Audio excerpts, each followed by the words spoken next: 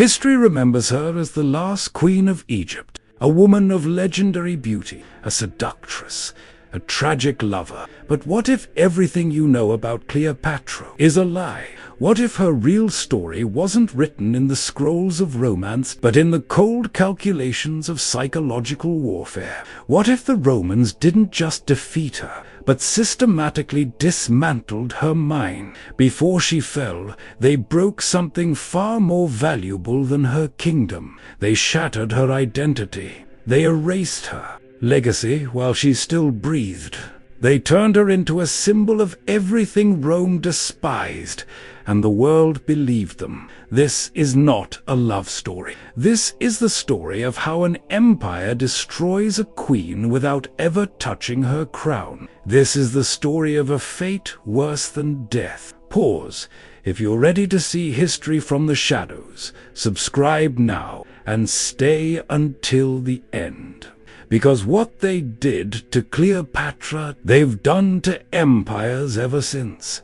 Alexandria, 51 BCE, the greatest library in the world, stands at the edge of the Mediterranean, its marble columns reflecting the dying light of an empire that no longer belongs to itself. Egypt is old, older than Rome, older than the Republic, older than the men who now circle it like vultures. But age is not strength, and Cleopatra 7 Philip T. Day knows this. She is 18 years old, the daughter of Ptolemy XII, a king who survived only by bribing Roman senators with gold he didn't have, a king who died leaving his children a throne, and a debt they could never repay. She inherits a kingdom on its knees. The Ptolemaic Dynasty descendants of Alexander's general has ruled Egypt for 3 centuries. But the bloodline is weak now, inbred, paranoid, corrupt. Cleopatra is different. She speaks 9 languages. She reads philosophy, mathematics, astronomy, rhetoric. She studies the tactics of Alexander, the speeches of Demosthenes, the strategies of Persian kings. She is not just educated, she is weaponized. Her father taught her one lesson above all others: survival is not inherited, it is performed. And so she learns to perform. She learns how men think, how they justify, how they fear, how they desire. She learns that power is not held, is perceived, and perception can be engineered. But she is not alone on the throne. Her brother, Ptolemy XIII, is 11 years old, weak, malleable, controlled by advisors who despise her intelligence and fear her ambition. Within months, they move against her. They whisper poison into the boy king's ear. They tell him she seeks to rule alone, that she disrespects tradition, that she dishonors the gods. And so in 49 BCE, Cleopatra is exiled, driven from Alexandria. Stripped of her title, erased, she flees to the Syrian border with a handful of loyalists. No army, no treasury, no crown, just her mind and her understanding of one simple truth: Rome controls Egypt. Now, whoever controls Rome controls everything. The desert is unforgiving. Cleopatra watches the sandstorms roll across the dunes, erasing entire landscapes in moments. That is what exile does. It erases you, but she refuses to disappear. While her brother's advisors celebrate in Alexandria, she begins to build, not an army, a narrative. She sends letters, quiet, careful, intelligent letters, to tribal, to disaffected generals, to merchants who remember her father's generosity. She does not beg, she offers. She promises stability, trade, protection from Roman exploitation. She frames herself not as a desperate exile, but as the rightful queen temporarily displaced by treasonous advisors. And slowly, men begin to listen. But listening is not enough. She needs leverage. She needs Rome, and Rome is at war with itself. Julius Caesar and Pompey the Great, the two titans of the Republic, have torn the Roman world apart. Pompey flees to Egypt, seeking refuge, seeking the old alliance with the Ptolemies.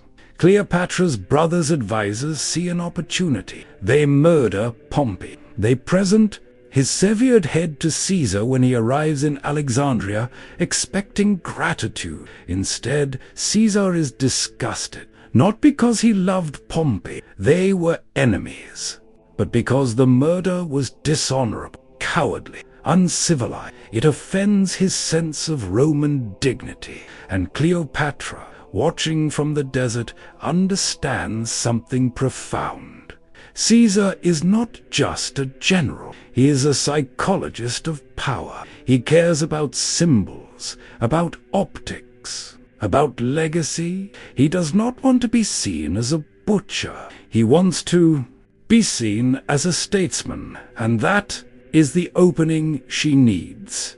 Night falls over Alexandria. Caesar occupies the royal palace, surrounded by his legion. He is 52 years old, a man who has conquered Gaul, crossed the Rubicon, shattered the Republic. He expects tribute, submission, the usual groveling of client kings. Instead, he receives something else: a carpet, rolled up, delivered to his chambers by a single servant. The guards unroll it, and out steps Cleopatra. It is theater, calculated, bold, unforgettable. She does not arrive as a supplicant. She arrives as a mystery. Caesar is intrigued, not because she is beautiful, though she is striking, but because she is unexpected. She speaks to him in flawless Latin, not the formal, stilted Latin of official correspondence, but the conversational Latin of the forum, the Latin of debates and dinner parties. She does not flatter him. She engages him. She discusses philosophy, strategy, the nature of power, the fragility of republic. She asks him questions no one else dares to ask. Do you want to be remembered as the man who destroyed Rome, or the man who remade it? Do you want to be feared or understood? Do you want Egypt as a province or as an ally? She frames every interaction as a choice where one option serves Caesar's vanity, and the other serves his legacy. And Caesar, who has spent his life manipulating others, recognizes something rare. She is manipulating him, and he respects it. Because she does not pretend. She does not seduce with weakness. She seduces with intellect. She offers him something no Roman has ever offered: a partnership, not submission, not conquest, collaboration, Egypt's wealth, Rome's legions. A shared vision of order in a chaotic world. Caesar agrees, not because he loves her, but because she has made herself indispensable. But Alexandria does not accept this quiet. Ptolemy XIII's advisors realize what has happened. Cleopatra has returned, and she has Caesar. They mobilize the Egyptian army. They blockade the harbor. They surround the royal palace with thousands of soldiers. For months, Caesar and Cleopatra are besieged. The city burns, not in the way of battles. This is not a clash of armies. This is urban warfare. Chaos, fire spreading through the docks, smoke rising from the library district. Reinforcements arrive from Rome, from Syria, from across the Mediterranean. The fighting is brutal, but not described in blood. It is described in consequences, in the smoke that chokes the streets, in the silence that follows the collapse of a dynasty, in the moment when Ptolemy XIII, fleeing across the Nile, drowns in his golden armor. Cleopatra does not mourn. She reclaims her throne. Cleopatra is queen again. But she is not the same woman who was exiled. She has learned that power is not inherited. It is negotiated. She secures her position with ruthless efficiency. She eliminates rivals. She consolidates alliances. She restores trade routes. And she gives birth to a son, Caesarion, the son of Caesar, the living proof of her alliance with Rome. But Caesar does not stay. He cannot. He has wars to fight, a republic to rebuild. He returns to Rome, leaving Cleopatra in Alexandria. But he does not forget her. He invites her to Rome, and in 46 BCE she arrived, a foreign queen in the heart of the republic. It is unprecedented. She stays in Caesar's villa across the Tiber. She holds court. She meets senators. She commissions a golden statue of herself as Isis in the Temple of Venus. Rome is scandalous, not because of her presence, but because of what she represents. She represents the East, the old world, the world of kings and queens and dynasties. The world Rome claims to have left behind, and Caesar, who has spent years positioning himself as a defender of Roman tradition, is now openly allied with a foreign monarch. The Senate watches, the people whisper, and in the shadows men begin to plot. Caesar grows more powerful. He's appointed dictator for life. He reforms the calendar. He plans new wars. He speaks of conquering Parthia. But he is also growing careless. He dismisses his bodyguards. He ignores warnings. He believes his legend is protection enough. Cleopatra sees the danger. She warns him, subtly, carefully. But Caesar does not listen. He is a man who has defeated armies, who has crossed rivers that were supposed to be uncrossable. He does not believe in invisible enemies. He does not understand that the most dangerous weapon is not the sword. It is the idea, and the idea spreading through Rome is simple. Caesar wants to be king, and Rome does not tolerate kings. March 5th, 10th, 44 BCE. The Senate convenes.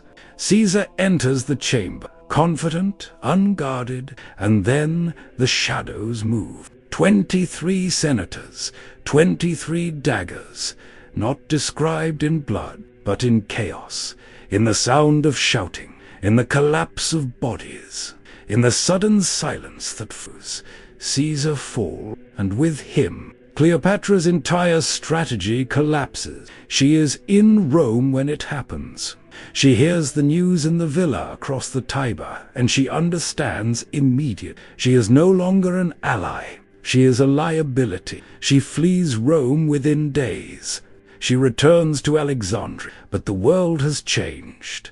Caesar is dead, and Rome is at war with itself again. For the first time, Cleopatra is afraid, not of armies, of irrelevance. She has spent years building alliances, negotiating power, positioning herself as indispensable, but Rome does not care. Rome is fragmenting into factions. Octavian, Caesar's heir. Mark Antony, Caesar's general. The Senate, the armies.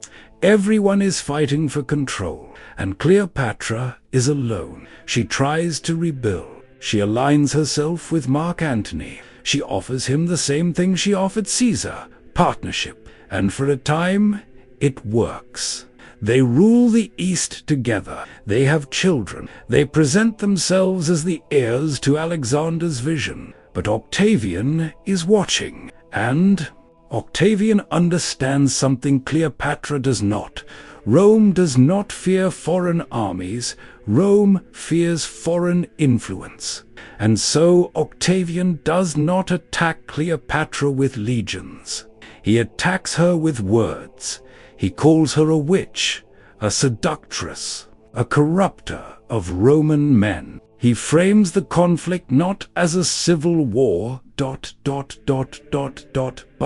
as a war between Rome and Egypt, between civilization and barbarism, between the Republic and the foreign queen. And Rome believes him. The Battle of Actium, 31 BCE. Cleopatra's fleet sails into disaster, not because of military failure, but because Antony's men do not believe in the cause anymore. They do not see themselves as fighting for a new world. They see themselves as fighting for a foreign queen, and they abandon it. Ship's desert commander's defect.